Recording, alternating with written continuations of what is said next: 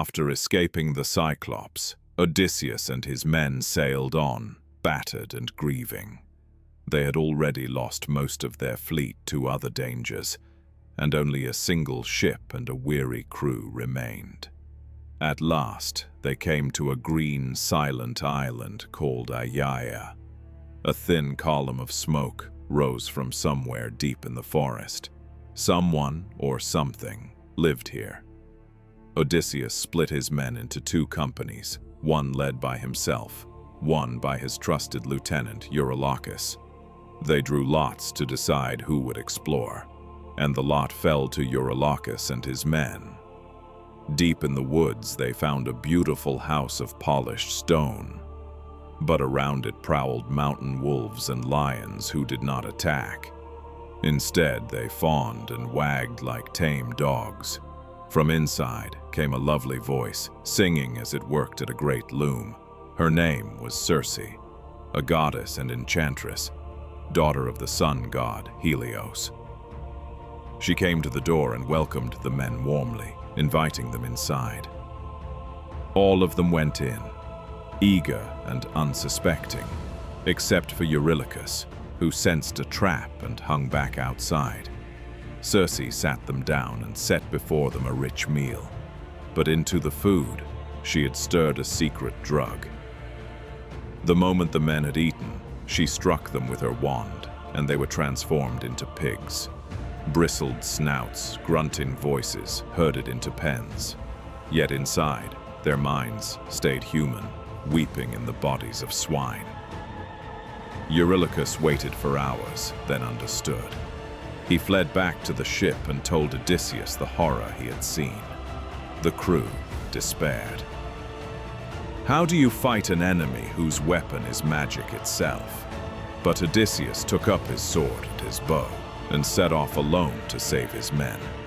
As he crossed the forest, a young man appeared on the path, holding a golden staff. It was the god Hermes in disguise.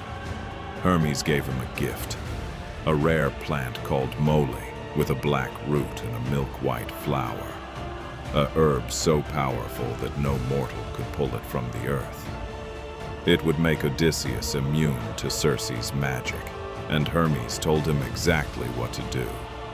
When Circe strikes you with her wand, draw your sword and rush at her as if to kill her.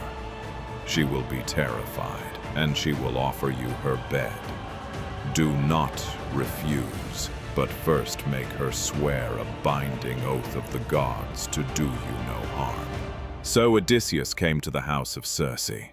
She welcomed him, seated him, and mixed her drugged cup with a smile. He drank it down to the last drop and waited. Nothing happened. Astonished, she struck him with her wand and cried, "Off to the sty with you!" But Odysseus did not change. Just as Hermes had instructed, he drew his sword and rushed at her with a roar. Circe shrieked and fell at his feet. "Who are you, that my magic cannot touch you? No man has ever resisted that drink. You must be Odysseus, the man Hermes always told me would come." And there she swore the great unbreakable oath of the gods to do him no harm. Then Odysseus demanded his men back. Circe led the pigs out of their pens and rubbed a new charm over each of them. The bristles fell away, and they melted back into men, only now they stood younger, taller, and more handsome than before. There were tears and laughter and disbelief. Circe, no longer an enemy but an ally, welcomed the entire crew into her halls and treated them as honored guests. And there they stayed, not for a day but for one full year, feasting on endless meat and sweet wine, safe and warm, resting at long last from the cruelty of the sea. But a year is a long time to forget who you are. At last his men came to him and said, "Odysseus, this is enough. Remember Ithaca, remember home." And in his heart he knew they were right.